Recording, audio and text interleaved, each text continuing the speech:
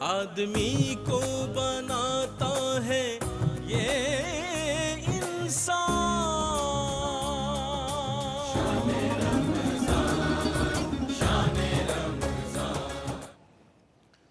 بسم اللہ الرحمن الرحیم. مولا یا صلی وسلم دائماً ابدا علی حبیبک خیر الخلق کلہم. ناظرین اکرام، نعمت افطار کا یہ خصوصی پروگرام قرآن کی روشنی اور آپ کا میزبان سرور حسین نقشبندی حاضر خدمت ہے. آج بھی انشاءاللہ ہم ایک اہم موضوع پر گفتگو کریں گے، لیکن پروگرام کا آغاز ہم کرتے ہیں حمد باری تعالیٰ سے، اور اس کی ردیف ہے کل من علیہا فان. اس کے چند اشعار دیکھیے کہ بلحن سورہ رحمان کل من علیہا فان. میرے خدا کا ہے فرمان کل من علیہا فان. بقا کا پھول کھلا ہے اسی کے آنگن میں، بقا کا پھول کھلا ہے اسی کے آنگن میں، ہوا ہے جس کو یہ عرفان کل من علیہا فان. بقا اسی کو ہے زیبا، دوام اس کے لیے، سوائے ہستی یہ رحمان کل من علیہا فان. رہے حیات پہ جاری اسی کا پہرا ہے، نفس نفس کا ہے اعلان کل من علیہا فان. اور فنا کے رستے پہ دونوں ہی ایک جیسے ہیں، فنا کے رستے پہ دونوں ہی ایک جیسے ہیں، گدا ہو یا کوئی سلطان کل من علیہا فان. ہر ایک غم کا مداوا یہ نسخہ اکسیر، ہر ایک درد کا درمان کل من علیہا فان. کبھی جو زندگی میں تجھ کو گنگناتا ہوں، کبھی جو ہے زندگی میں تجھ کو گنگناتا ہوں، تو ٹوٹتی ہے یہی تان کل من علیہا فان. تو ٹوٹتی ہے یہی تان کل من علیہا فان. گداز و سوز دل و جاں یہ نغمہ لاہوت، جمال دیدہ حیران کل من علیہا فان. یہ ورد سارے وظیفوں کی جان ہے سرور کل من علیہا فان کل من علیہا فان. حمد کے ان اشعار کے بعد اپنے موضوع کی طرف آتے ہیں. آج ہمارا موضوع ہے قرآن اور تصور انفاق. خرچ کرنے کی کس طرح سے قرآن کریم ہمیں رہنمائی کرتا ہے، ہمیں حکم دیتا ہے، اور قرآن کریم میں جا بجا مقامات پر اللہ کے راستے میں خرچ کرنے کا حکم دیا گیا ہے، اپنے بندوں کی نشانی بتائی گئی ہے. بلکہ اس آیہ مبارکہ میں ایک مومنین کو خطاب کرتے ہوئے جو حکم دیا گیا کہ الذین یؤمنون بالغیب ویقیمون الصلاۃ ومما رزقناہم ینفقون. اور اسی طرح کی بے شمار آیات ابھی ہم اپنے مہمانوں سے اس حوالے سے رہنمائی لیتے ہیں. اور خرچ کرنے کی فضیلت کیا ہے، کیسے خرچ کرنا چاہیے، کتنا خرچ کرنا چاہیے، کن پہ خرچ کرنا چاہیے، یہ ساری باتیں انشاءاللہ آج ہم کرتے ہیں. ہمیں آج پھر جوائن کیا ہے اور 2 دن ہمارے ساتھ موجود نہیں ہوتے اپنی ذاتی مصروفیت کی وجہ سے جناب مفتی محمد رمضان سیالوی صاحب، اور آپ کی کمی کو یقیناً ہم محسوس کرتے ہیں. آپ کا شکریہ. داتا دربار پہ اصل میں جو وہاں پہ ذمہ داری جمعے کو بھی اور باقی ظاہر ہے یہ مہربانی ہوتی ہے کہ مجھے رخصت دے دیتے ہیں. بالکل ٹھیک ہے، بہت شکریہ آپ کا، آپ تشریف فرما ہوئے. جناب قاری محمد یونس قادری صاحب ARYQ TV کے میزبان اور نعمت افطار کے مستقل میزبان ہمارے ساتھ تشریف فرما ہیں. اور آج ہمیں جوائن کیا ہے محترم پروفیسر حافظ عرفان اللہ سیفی صاحب نے، اور بہت اچھا اور بہت نپۃ اللہ اور بہت خوبصورت لب و لہجے میں گفتگو کرتے ہیں. انشاءاللہ آج ہم سے اس موضوع کے حوالے سے ہم آپ سے رہنمائی لیں گے. انفاق فی سبیل اللہ کا حکم قرآن کریم میں جا بجا مقامات پہ ملتا ہے. ارشاد فرمائیے آج کے بسم موضوع. اللہ الرحمن الرحیم. قرآن مجید کی بالکل ابتدائی آیت جہاں سے قرآن مجید سورہ بقرہ کا آغاز ہوتا ہے، جس آیت کا حوالہ آپ نے دیا ہے یہاں سے آپ شروع کر دیں تو قرآن مجید کی ہر پارے میں اور ہر بڑی صورت میں کہیں نہ کہیں اللہ رب العزت نے اس پر زور دیا ہوا ہے. ٹھیک. اور بے شمار آیات ہیں یعنی اس حوالے سے، اور اس میں خرچ کرنے کے آداب بھی قرآن نے خود بتائے ہیں، خرچ کرنے کی فضیلت بھی اللہ رب العزت نے خود بیان فرمائی ہے، اور اسراف اس کی ضد ہے اس کی بھی تشریح جو ہے وہ اللہ رب العزت نے خود فرمائی ہے. کتنا خرچ کرنا چاہیے اس کے بارے میں بھی قرآن پاک ہماری رہنمائی کرتا ہے.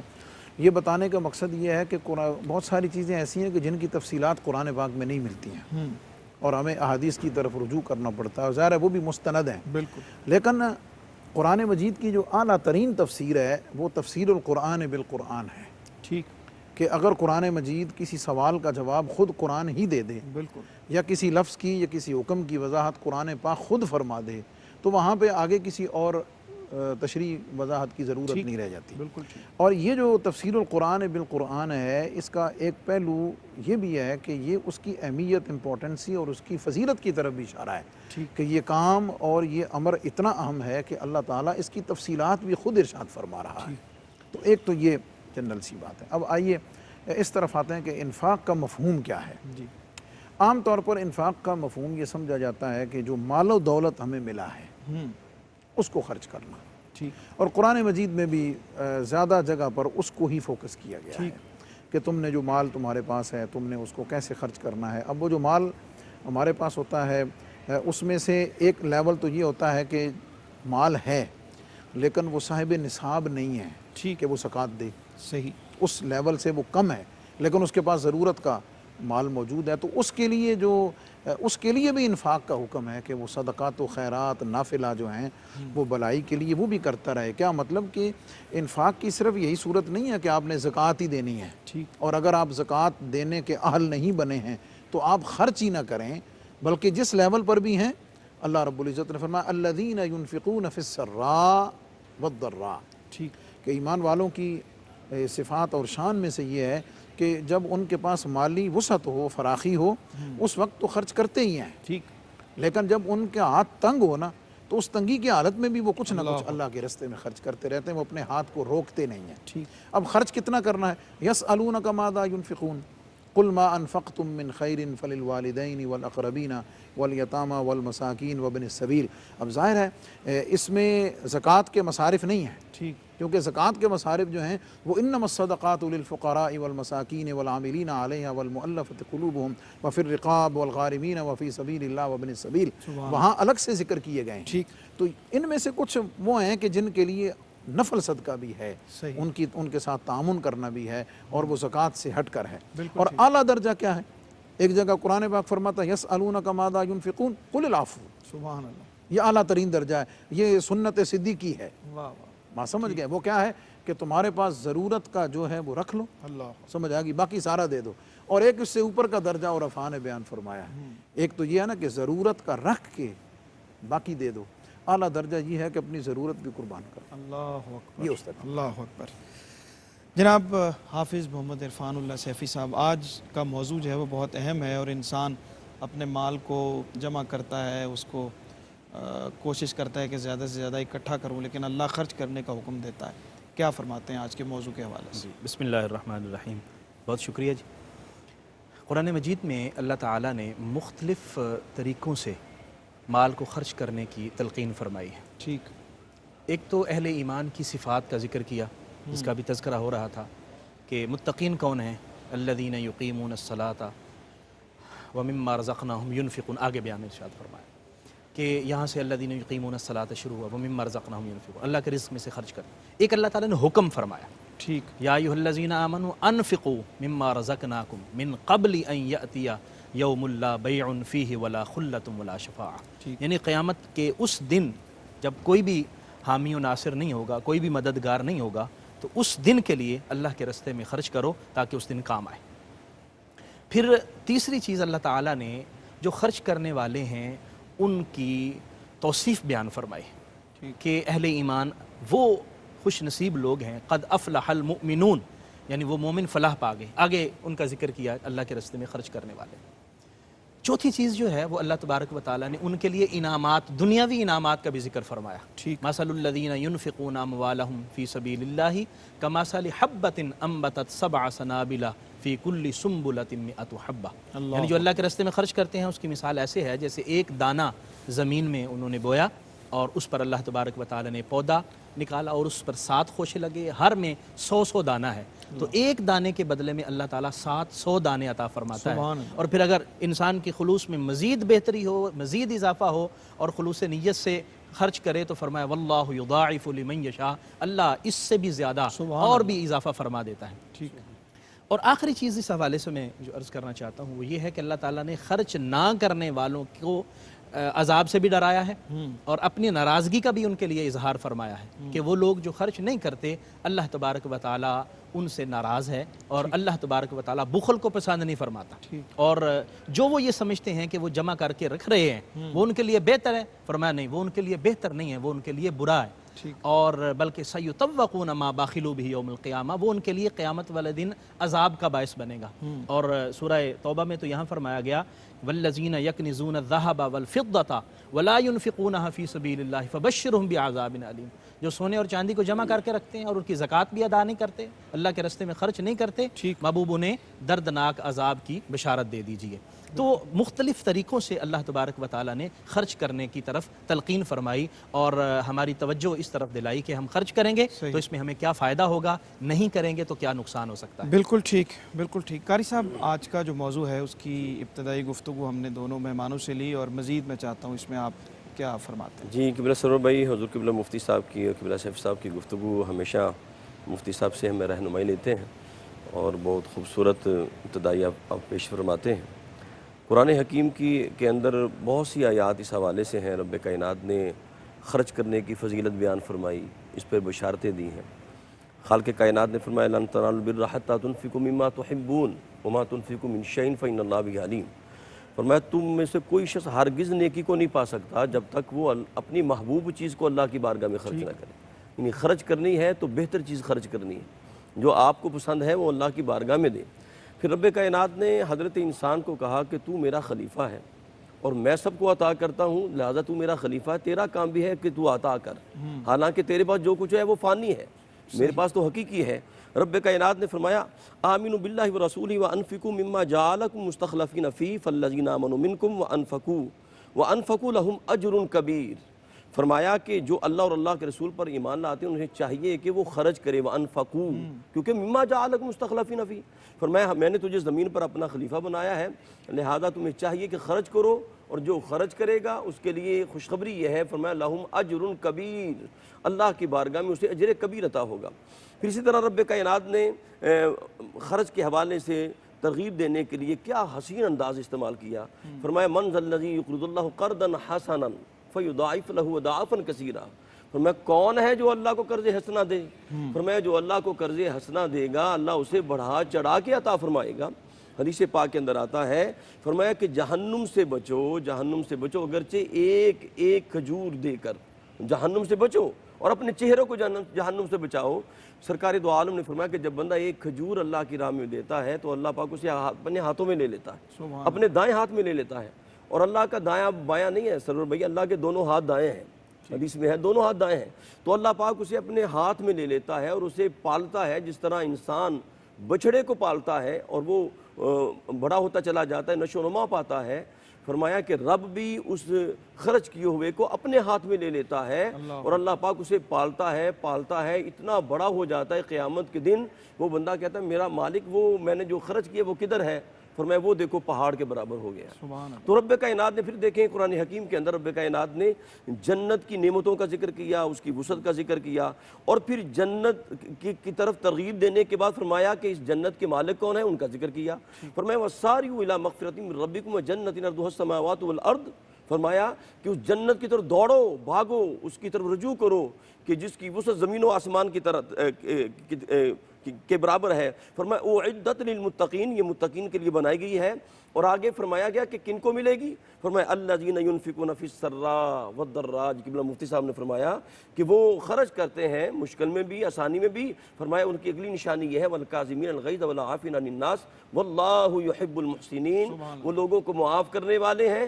فرمایا یہ جو خرچ کرنے والے ہیں مشکل میں بھی، تنگی میں بھی، آسانی میں بھی، اور لوگوں کو معاف کرنے والے ہیں، فرمایا یہ وہ لوگ ہیں جن سے اللہ خود محبت فرماتا ہے۔ اللہ اکبر، اللہ اکبر۔ ناظرین اکرام، موضوع کے حوالے سے ہم نے ابتدائی گفتگو میں بہت ساری جامع باتیں اور بہت ساری آیات پہ ہم نے اپنے مہمانوں سے رہنمائی لی۔ واپس آتے ہیں تو خرچ کرنے کی اقسام کیا ہیں اور کن کن جگہوں پہ کن کن اوقات میں، اور کیا جیسے مفتی صاحب نے ذکر کیا کہ صرف مال ہی خرچ کرنا ہے یا اس کے علاوہ بھی کچھ اور چیزیں ہیں جو خرچ کرنا ہمارے ذمہ ہے، اس پہ بات کرتے ہیں لیکن ایک چھوٹے سے وقفے کے بعد۔ کہتے ہیں بریک کے بعد آپ کو قرآن اور تصور انفاق پہ ہم آج بات کر رہے ہیں، اور پہلے مرحلے میں ہم نے قرآن کریم की जाबजा आयात जो मौजूद हैं उसके अंदर उस पर रहनुमाई ली। अब अगले मरहले में मुफ्ती साहब से हम आगाज़ करते हैं गुफ्तगू का कि कुरान करीम में इन्फाक फ़ी सबीलिल्लाह की जो अक़साम बयान की गई हैं वो कौन कौन सी हैं। दो बुनियादी हैं कि एक तो ग़ुरबा पे और मिस्कीनों पे ख़र्च करना और दूसरा ग़लबा हक़ के लिए और अल्लाह के रास्ते में ख़र्च करना। इसकी मज़ीद वज़ाहत फरमा दें। जी, एक तो ये क्लियर होना ज़रूरी है, जैसे बिल्कुल इब्तदाई गुफ्तगू में मैंने अर्ज़ किया था कि इसका जो दायरा है वो सिर्फ़ माल तक महदूद नहीं है। बिल्कुल ठीक। वमिम्मा रज़क़नाहुम युनफ़िक़ून जो है, इसकी तफसीर में तमाम मुफ़स्सिरीन ने यह लिखा है कि यहाँ मा में उमूम है। ठीक है, उमूम का मतलब ये है कि अल्लाह रब्बुल इज़्ज़त की हर नेमत, ये शर्त याद रखनी चाहिए, हर नेमत के जिसे आगे देने की इजाज़त भी है। ठीक, इसमें बड़ा नफीस एक सवाल जवाब मैंने कह दिया है, जिसके आगे देने की भी इजाज़त है उसको आगे खर्च करना, उसको पहुंचाना, ये सारे का सारा इन्फाक में आता है। ठीक, यानी सिर्फ माल ही नहीं है। माल से निकल कर अगर आप देखें तो अगर अल्लाह ताला ने इख्तियार दिया है, इख्तियार की कई सूरतें हैं, इक़्तिदार की सूरत में दिया है, फ़ैसला की सूरत में दिया है, किसी भी शक्ल में दिया हुआ है। अब उस इख्तियार को नाजायज़ इस्तेमाल न करना और मज़लूमों की दादरसी के लिए और जो महरूम हैं उनको हक़ दिलाने में उसे ख़र्च करना, ये भी उसका इन्फाक फ़ी सबीलिल्लाह है। बात समझ गए। और अगर किसी को अल्लाह रब्बुल इज़्ज़त ने ताकत दी है तो उसे कमज़ोरों की मदद में, तामुन में उसको ख़र्च कर देना, ये इसका दायरा जो है वो हर तरीके इल्म दिया है तो उसको आगे बढ़ा देना, उसको पहुँचा देना। अल्लाह ताला ने अगर उसको मनसब तबलीग दिया है तो उसमें उसको उस सलाहियत को आगे खर्च करना, लिखने की सलाहियत दी है तो उस लिखने की, कलम की सलाहियत को, शेर अलगर्ज़ कोई भी ऐसी चीज़ जो अल्लाह रब्बुल इज़्ज़त की बारगाह से अनफ़ा है, खैरुन्नास मैं अनफ़ाउन्नास के तहत वो पूरे के पूरे इन्फाक फ़ी सबीलिल्लाह में आए। बिल्कुल एक ठीक। तो ये बात हो। सही। दूसरा जो आपने फरमाया इसके दायरा कार कुरान मजीद ने इसकी दो बुनियादी अक़साम बयान की हैं। माल जो हम खर्च करते हैं, एक तो उसकी स्पेसिफ़िकली उसकी जो दर्जा बंदी है वो ज़कात की है, अपनी पूरी तफसीलात के साथ कि ज़कात कब आएगी, साल के बाद आएगी, कितनी देनी है। उसके जो मसारिफ़ हैं वो जैसे मैंने इब्तदाई गुफ्तगू में पढ़ी है आय करीमा सूरह अनफ़ाल की, वो अल्लाह रब्बुल इज़्ज़त ने उनका तअय्युन फरमा दिया है। ठीक, कि ज़कात उससे अलग एक चीज़ है, ज़कात जो है वो जी तो फ़राइज़ में से, आप कह लीजिए कि इन्फाक एक उमूमी माना में, उमूमी माने में है। ठीक, और ज़कात उसका एक पोर्शन है। ठीक, बिल्कुल ठीक। ज़कात उसका एक पोर्शन है, लेकिन इन्फाक जो है उसका दायरा तमाम तर जो है ख़र्च करना उसमें। मिसाल के तौर पर अच्छा, और ज़कात की सेपरेशन कैसे होगी? जब आप नियत कर लेंगे, ठीक, नियत के साथ देंगे तो वो आपकी ज़कात कहलाएगी, बाकी तफसीलात उसमें मौजूद हैं। ठीक, वो तो मसारे फ़िक्स हैं। ठीक। उसके अलावा जो बाकी चीज़ें हैं उसमें अपने माल को ख़र्च करना, समझ आ गई। उसमें मसलन वालिदैन जो हैं उनके ऊपर माल खर्च करने का हुक्म है, तो वालिदैन पे ज़कात तो नहीं लगती है। ठीक, समझ आ गई। तो वो उसको उसकी पूरी तफसीलात के साथ देखना होता है। बिल्कुल ठीक, बिल्कुल ठीक।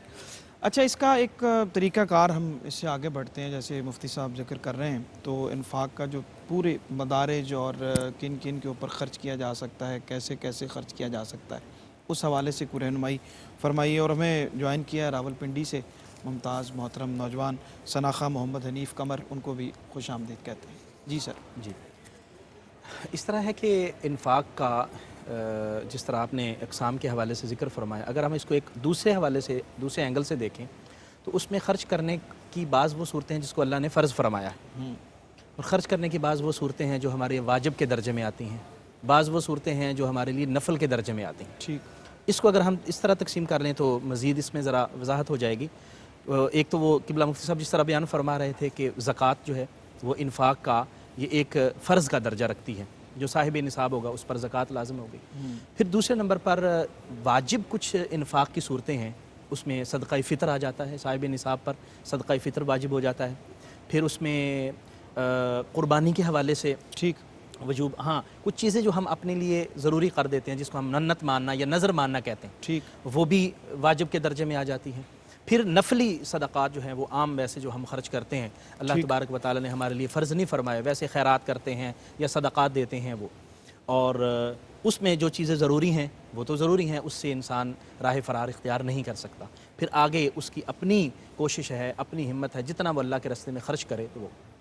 مصارف زکوٰۃ میں سے جس کا قرآن مجید نے سورہ توبہ میں ذکر فرمایا، انما الصدقات للفقراء والمساکین والعاملین علیہا والمؤلفۃ قلوبہم وفی الرقاب والغارمین وفی سبیل اللہ وابن السبیل، یہ 8 مصارف ہیں جو انفاق کے، جو زکوٰۃ کے حوالے سے جس کو ہم ذکر کرتے ہیں۔ ٹھیک، فقراء اور مساکین، پھر اس میں مسافر آ جاتے ہیں، پھر اس میں اس وقت جو غلام ہوتے تھے ان غلامی سے آزادی کے لیے ان کو زکوٰۃ دی جا سکتی تھی، تاکہ وہ اس وقت ایک اور مؤلفۃ القلوب کا مصرف بھی تھا جس کو بعد میں ضرورت نہ ہونے کی وجہ سے اس کو موقوف کر دیا گیا، وہ یہ تھا کہ غیر مسلم اگر وہ اسلام کی طرف راغب ہو رہا ہے اور آپ کے تعاون کرنے سے وہ اسلام کی محبت اس کے دل میں گامزن ہو سکتی ہے، تو آپ اس کے زکوٰۃ کے ساتھ تعاون کر سکتے ہیں تاکہ وہ اسلام کی طرف راغب ہو جائے۔ مسافروں کی مدد کی جا سکتی ہے۔ آج کے دور میں جو مدارس ہیں وہ، یا اسی طرح جو بھی کار خیر کے اندر یتیم خانے وغیرہ ہیں، جس طرح بھی جو کام کر رہے ہیں،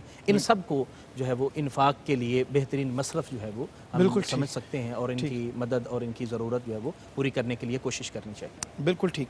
قاری صاحب، یقیناً اللہ تعالیٰ کا جو حکم ہے انفاق کے حوالے سے، خرچ کرنے کے حوالے سے، وہ حتمی ہے اور اس پہ سوال جو ہے وہ کوئی بھی نہیں رکھا جا سکتا، لیکن یقیناً اللہ کے ہر کام کے پیچھے کوئی حکمت بھی ہوتی ہے، اس کے کوئی مقاصد بھی ہوتے ہیں، اور اس کے پیچھے جو حکمتیں پوشیدہ ہوتی ہیں وہ بہت معنوی ہوتی ہیں، بہت ہمارے لیے فائدہ مند ہوتی ہیں۔ تو یہ انفاق کے مقاصد کے پیچھے کیا حکمتیں پوشیدہ ہیں؟ جی سر بھائی، جو سوال آپ انفاق کر رہے ہیں یہی دربار مصطفیٰ میں بھی ہوا تھا۔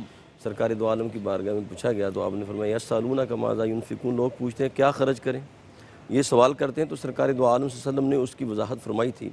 فرمایا کہ قل ما انفقتم من خیر فللوالدین والاقربین والیتامى والمساکین وابن السبیل وما تفعلوا من خیر، فرمایا کہ جو تم خرچ کرتے ہو تمہارے لیے بہتر ہے۔ اچھا، اس کی حکمت کیا ہے، خرچ کرنے کا فائدہ کیا ہے؟ ظاہر ہے رب کائنات جب بندے کو کہتا ہے کہ تو خرچ کر، تو جب بندہ خرچ کرتا ہے تو رب کائنات اس کا اجر عطا فرماتے ہیں، اس کا صلہ عطا فرماتے ہیں۔ بندہ خرچ کرتا ہے تو رب کائنات فرماتے ہیں کہ تو میری مخلوق پر رحم کرے گا، میں تیرے اوپر رحم کروں گا، کرو مہربانی تو محل زمین پر، خدا مہربان ہوگا عرش بری پر۔ تو حکمت یہ ہے کہ رب کائنات نے یہ تقسیم الوہی ہے، رب کائنات نے کسی کو زیادہ دیا، کسی کو کم دیا، پھر رب کائنات نے حکم دیا کہ تم خرچ کرو، میری مخلوق پہ خرچ کرو۔ جب تم میری مخلوق پہ خرچ کرو گے تو پھر رب کائنات اس کا صلہ عطا فرماتے ہیں۔ پھر اس کے حوالے سے اگر آپ اصحاب رسول کی طرف دیکھتے ہیں تو آپ دیکھیں سرکار دو عالم نور مجسم شفیع معظم نے غزوہ تبوک کے موقع پہ فرمایا اللہ کی راہ میں خرچ کرو، اور جب صحابہ نے خرچ کیا تو پھر ایک کنواں کے حوالے سے سیدنا عثمان غنی کو کہا گیا، تو سرکار دو عالم کی بارگاہ میں جب درم و دینار پیش کیے گئے تو کریم آقا علیہ السلام نے فرمایا کہ میرا عثمان اب جو بھی کرے گا اللہ پاک اس کو جنت عطا فرمائے گا۔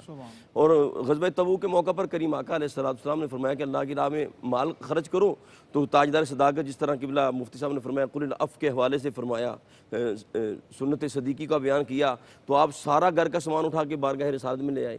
سیدنا عمر فاروق آدھا مال لے کے آئے، تو سرکاری دو عالم نے پوچھا کہ اے عمر تم کیا لے کے آئے، کیا چھوڑ کے آئے؟ یا رسول اللہ میں آدھا گھر والوں کے لیے اور آدھا آپ کی بارگاہ میں۔ تاجدار صداقت نے سارا ہی مال تقسیم کر دیا۔ اس طرح حضور کی بارگاہ میں ایک صحابی ہے، یا رسول اللہ میرے پاس 1 دینار ہے، تو کریم آقا کی بارگاہ میں پوچھا یا رسول اللہ میں کس پہ خرچ کروں؟ فرمایا اپنی ذات پہ خرچ کرو۔ یا رسول اللہ میرے پاس ایک اور بھی ہے، فرمایا اپنے اہل پہ خرچ کرو۔ یا رسول اللہ میرے پاس ایک اور بھی ہے، فرمایا جس کا جی چاہے، جس کے اوپر چاہو تم خرچ کرو، اپنے ہمسائے پہ کرو۔ تو بندہ خرچ کرتا ہے کسی پہ اور اس کا اجر رب کائنات کی بارگاہ سے عطا۔ بالکل ٹھیک، بالکل ٹھیک۔ کلام شامل کرتے ہیں۔ راولپنڈی سے ہمارے مہمان تشریف فرما ہے محمد حنیف قمر صاحب، ان سے گزارش ہے بسم اللہ کلام عطا کریں۔ صلی اللہ علیہ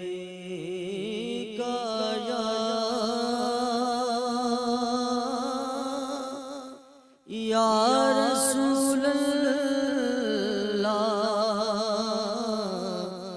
وسلم علیکہ یا حبیب اللہ۔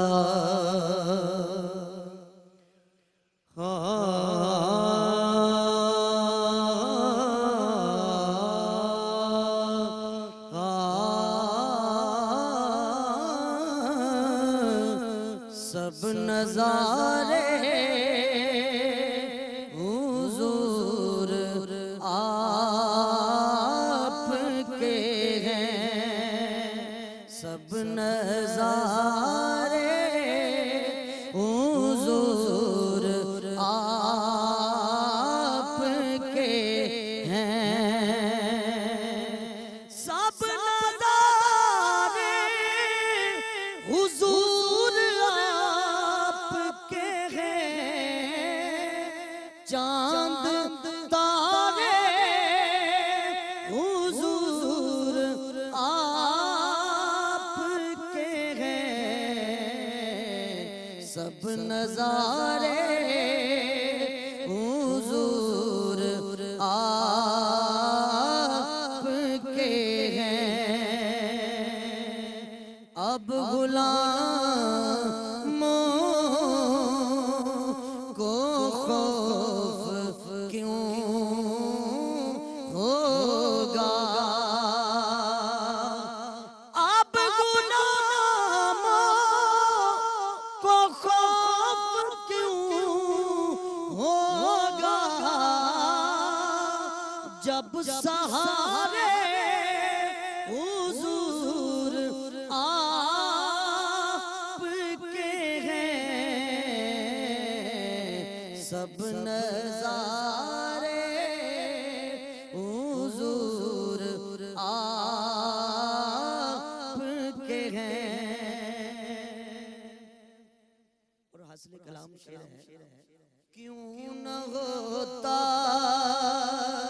یہ چاند دو ٹکڑے، کیوں نہ ہوتا یہ چاند دو ٹکڑے، کیوں نہ ہوتا یہ چاند دو ٹکڑے، جب اشارے حضور آپ کے ہیں، سب نظارے حضور آپ کے ہیں، فاطمہ علی حسین حسن، فاطمہ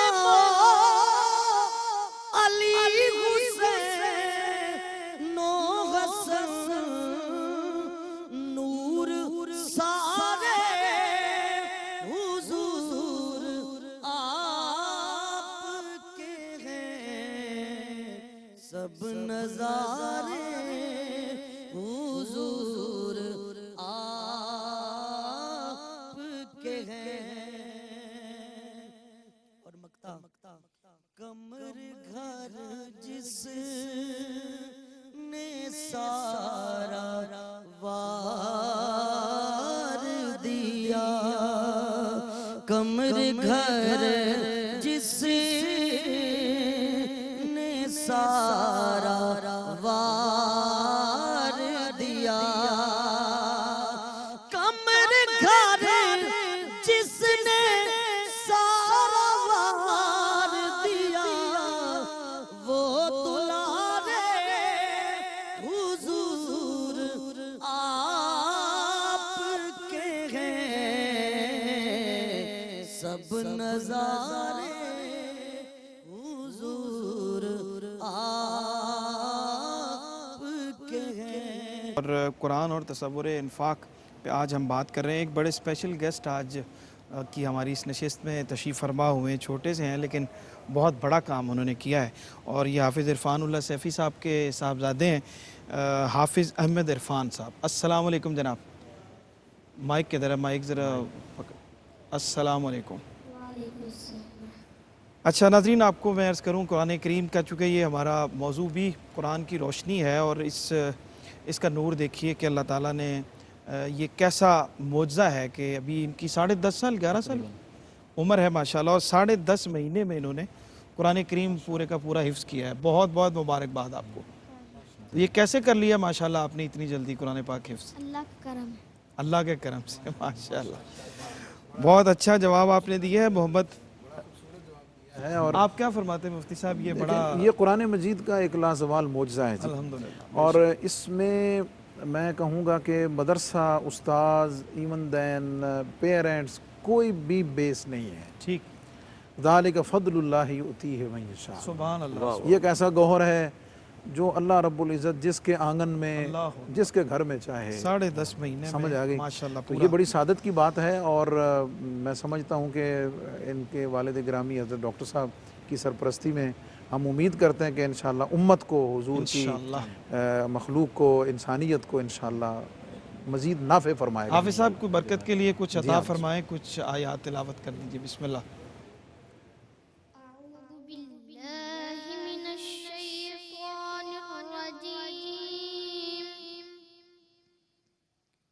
بسم اللہ الرحمن الرحیم.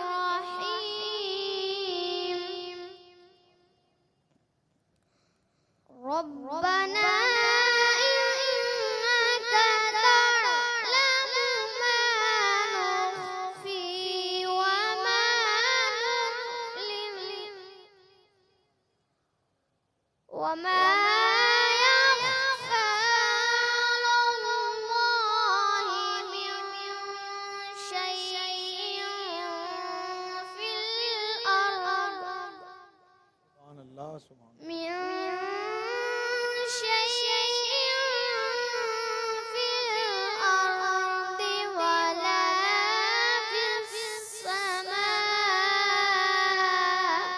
ماشاءاللہ.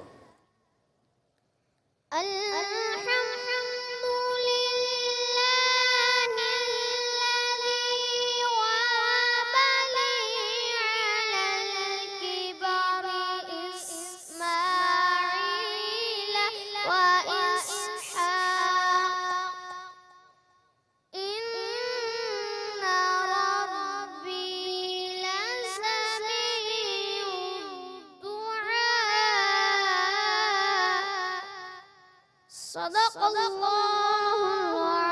العظیم. ماشاءاللہ ماشاءاللہ. بہت مبارکباد جناب حافظ احمد عرفان صاحب اور حافظ عرفان اللہ صفی صاحب. آپ کو بہت بہت مبارکباد. آپ کے اہل خانہ کو، پوری فیملی کو اللہ تعالیٰ نے یہ بہت بڑا نور عطا فرمایا ہے. محمد سعید رضا چشتی قصور سے ہمیں جوائن کیا. انہوں نے ممتاز محترم ثناخواں اپنی گفتگو کو سمیٹتے ہیں انفاق فی سبیل اللہ ہمارا موضوع. اور ادھر سے پھر میں اپنے ادھر مہمانوں کی طرف آتا ہوں اور اس کے جو فوائد ہیں دنیاوی اور اخروی انفاق فی سبیل اللہ کے خرچ کرنے کے کیا ہیں، اس پہ کچھ روشنی عطا فرما دیں. سب سے پہلی بات تو یہ ہے کہ اللہ تعالیٰ کی رضا نصیب ہوتی ہے. اور سب سے بنیادی اور اہم بات یہ ہے ٹھیک کہ اللہ تعالیٰ نے حکم دیا ہے خرچ کرو تو انسان اس پر عمل کرتا ہے تو اللہ راضی ہوتا ہے. صحیح. دوسری بات یہ ہے کہ انسان کا اپنا تزکیہ اور تصفیہ اس سے ہوتا ہے. قرآن مجید کے اندر نبی کریم صلی اللہ علیہ وسلم کو ایک جگہ پر اللہ نے فرمایا خذ من اموالہم صدقۃ تطہرہم وتزکیہم. ٹھیک. آپ ان سے صدقہ لیجئے، یعنی ان کو خرچ کرنے کی ترغیب دیجئے اور یہ خرچ کریں. اس سے کیا ہوگا؟ تزکیہ ہوگا اور تصفیہ ہوگا، طہارت نصیب ہوگی، روح پاک ہوگی. ٹھیک. اس کا ایک فائدہ یہ ہے کہ معاشرے کے اندر جو نادار افراد ہیں ان کو سر اٹھانے کا، یعنی ان کو ذرا زندگی کو بحال کرنے کا موقع نصیب ہوگا. اور معاشرہ جو امبیلنس ہو جاتا ہے وہ توازن میں آ جائے گا. غیر متوازن معاشرہ اس سے توازن میں آئے گا کہ جو غریب اور مفلس لوگ ہوتے ہیں ان کے اندر قانون کی خلاف ورزی کا ایک سوچ پیدا ہو جاتی ہے، اور جب وہ اپنے دیکھیں گے کہ میری تو ضرورت پوری ہو رہی ہے تو وہ اس سے جو ہے وہ احتیاط کریں گے اور قانون کے مطابق چلیں گے. بالکل ٹھیک. پھر اس میں ایک کیفیت یہ ہے کہ انسان جب خرچ کرتا ہے تو اللہ تبارک و تعالیٰ اس کی برکت سے اس کو بیماریوں کو بھی اللہ تعالیٰ صحیح فرماتا ہے اور تندرستی عطا فرماتا ہے. قرآن مجید میں جو ہے وہ اس حوالے سے مختلف اور فوائد کا ذکر کیا گیا. ایک فائدہ اس کا یہ ہے کہ انسان جب خرچ کرتا ہے تو اللہ تبارک و تعالیٰ اس کے مال میں برکت عطا فرماتا ہے. اللہ تبارک و تعالیٰ اس کے بدلے میں جنت عطا فرمائے گا اور جنت میں ڈھیروں اور انعامات عطا فرمائے گا. اس لیے اگر اس کے فوائد ہم دیکھتے جائیں تو سبحان اللہ بہت سارے فوائد اس کے بیان کیے جا سکتے ہیں. بالکل ٹھیک. قاری صاحب وَمِمَّا رَزَقْنَاهُمْ يُنْفِقُونَ، ہمارے دیے ہوئے رزق میں سے خرچ کرتے ہیں. تو دیتے میں سے دینا اصل بات تو ہم اپنا سمجھتے ہیں، لیکن یہ خالق کا دیا ہوا ہوتا ہے، امتحان ہوتا ہے، آگے تقسیم کرنا ہوتا ہے. اس میں سے کیسے اس کو دیکھتے ہیں؟ قبلہ سرور بھائی دیکھیں قرآن پاک نے فرمایا ان اللہ اشتری من المؤمنین انفسهم واموالهم بان لهم الجنہ. رب کائنات نے تو جانور مالوں کے بدلے جنت کے بدلے خرید لیا سارا کچھ.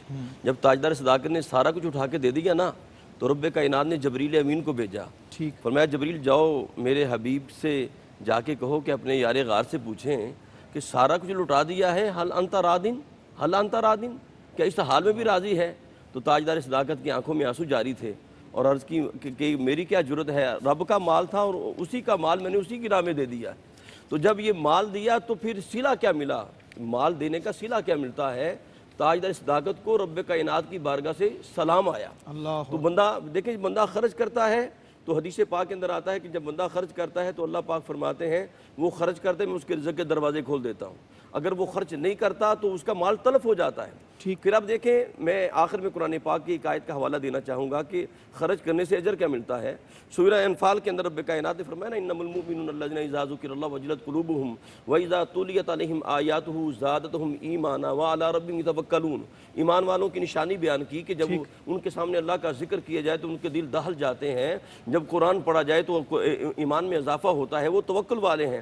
آگے ان کی نشانی بیان کی. فرمایا نشانی کیا ہے؟ فرمایا الذین یقیمون الصلاۃ ومما رزقناہم ینفقون. فرمایا وہ نماز پڑھنے والے اور اللہ کے دیے ہوئے میں سے خرچ کرنے والے ہیں. جب خرچ کریں گے تو ملے گا کیا؟ فرمایا اولئک هم المؤمنون حقا، یہی سچے پکے مومن ہیں. فرمایا لہم درجات عند ربہم، فرمایا اللہ کی بارگاہ میں انہیں بلند درجات ملیں گے. لہم مغفرہ، انہیں مغفرت کی سند ملے گی. فرمایا ورزق کریم، اور اللہ پاک رزق کریم بھی عطا فرمائے. اللہ اکبر، اللہ اکبر. مفتی صاحب کنکلوڈ کیجئے اور خاص طور پہ اس آیت پہ کچھ تھوڑا سا ضرور آپ عطا فرمائیں. لن تنالوا البر حتی تنفقوا مما تحبون، اپنی محبوب چیزوں میں سے خرچ کرتے ہیں. کچھ عطا یہ خرچ کرنے کے آداب ہیں جو قرآن مجید نے بھی سکھائے اور نبی پاک علیہ السلام نے.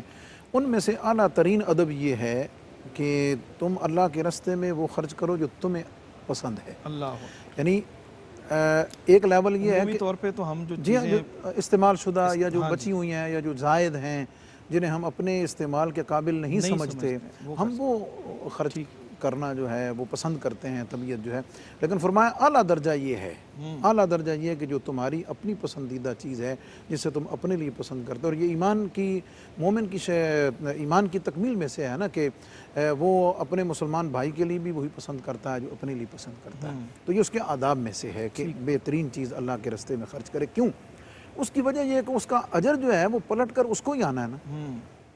اس کا نفع دنیاوی ہو یا اخروی ہو، وہ پلٹ کر اسے ہی آئے گا.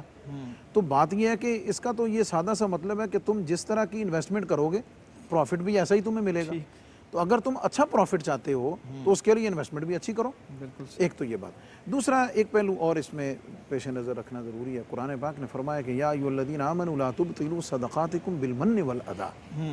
وہ یہ ہے کہ احسان جتلا کر، تکلیف دے کر اپنے صدقات اور اپنی نیکیوں کو ضائع نہ کرو. یہ بھی اس کے آداب میں سے ہے کہ جب آپ کسی کو کوئی تعاون کرتے ہیں، کسی پہ کچھ خرچ کرتے ہیں، آپ اس کی عزت نفس کا بھی خیال رکھیں، اس کو مجروح نہ ہونے دیں، اور اپنے اجر کے اور آپ اس سے کسی چیز کے طالب نہ ہوں، اللہ سے طالب ہوں. جیسا کہ جناب صدیق اکبر رضی اللہ تعالیٰ عنہ کی شان جو ہے اللہ تعالیٰ نے سورہ واللیل میں فرمائی کہ وَسَيُجَنَّبُهَا الْأَتْقَى الَّذِي يُؤْتِي مَالَهُ يَتَزَكَّى وَمَا لِأَحَدٍ عِندَهُ مِن نِعْمَةٍ تُجْزَىٰ إِلَّا ابْتِغَاءَ وَجْهِ رَبِّهِ الْأَعْلَىٰ. اور اللہ نے ساتھ ہی گارنٹی بھی دے دی کہ صدیق کا چونکہ مقصد مجھے راضی کرنا ہے، تو جیسے میں نے کہا کہ جیسی انویسٹمنٹ ہوگی ویسا پروفٹ ہوگا، تو صدیق کا مقصد رب کو راضی کرنا ہے. اللہ نے گارنٹی دے دی کہ والا سوف یرضیٰ، اللہ صدیق سے راضی بھی. بہت شکریہ قبلہ مفتی صاحب، جناب قاری صاحب اور جناب حافظ عرفان اللہ سیفی صاحب، آپ کا بہت شکریہ. محمد سعید رضا چشتی، آپ کا بہت شکریہ. ابھی کلام آپ سے لیتے ہیں. ان اشعار کے ساتھ آپ سے اجازت طلب کرتے ہیں. ہماری نشریات جاری رہیں گی کراچی اسٹوڈیوز سے. کہ پلکوں پہ ستارے سے چمکتے رہے تا دیر، پلکوں پہ ستارے سے چمکتے رہے تا دیر، لب ان کی ثنا کر کے مہکتے رہے تا دیر. جب ذکر کسی نے بھی کیا ان کی گلی کا، آنکھوں سے میری اشک ٹپکتے رہے تا دیر. جاتے ہوئے دیکھا جو مدینے کوئی زائر، جاتے ہوئے دیکھا جو مدینے کوئی زائر، ہم شوق حضوری میں سسکتے رہے تا دیر. دیکھی جو تب و تاب میرے حرف ثنا کی، دیکھی جو تب و تاب میرے حرف ثنا کی، پلکیں گل و مہتاب جھپکتے رہے تا دیر، کچھ دیر سجائی جو تیرے ذکر کی محفل، کچھ دیر سجائی جو تیرے ذکر کی محفل، پھر گھر کے در و بام چمکتے رہے تا دیر، سرور جنہیں مدحت کے لیے میں نے چنا تھا، وہ حرف مجھے پیار سے تکتے رہے تا دیر۔ انہی اشعار کے سائے میں اجازت دیجیے، انشاءاللہ کل آپ سے پھر ایک نئے موضوع کے ساتھ ملاقات ہوگی۔ کلام شامل کرتے ہیں محمد سعید رضا چشتی، قصور سے تشریف فرما ہیں۔ بسم اللہ۔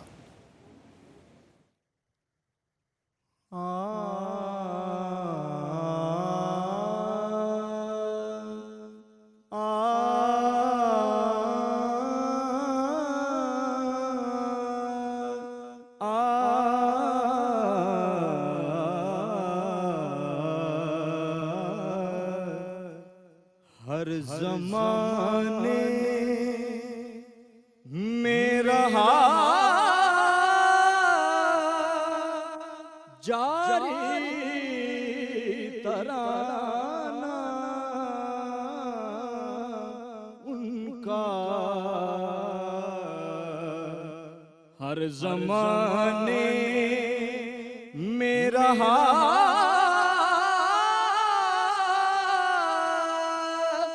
جاری ترانہ ان کا، وہ بھی ان کا ہی تھا، یہ بھی زمانہ ان کا، وہ بھی ان کا ہی تھا، یہ بھی زمانہ ان کا۔ میرے آبا کے بھی آبا تھے، اسی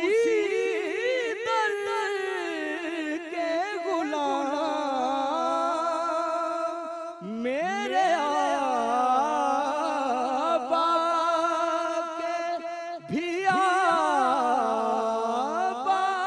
تھے، اسی در کے غلام، تو اس حوالے سے میں نوکر ہوں پرانا ان کا،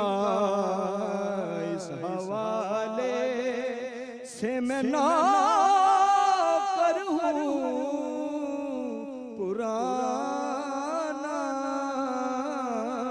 ان کا، اور میں تو حسنین کریم شفیع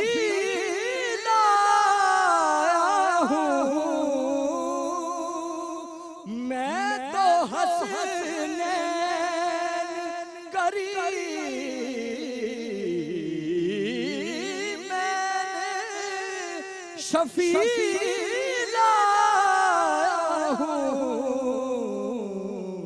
تو مجھ پہ راضی رہے حشر میں نانا ان کا،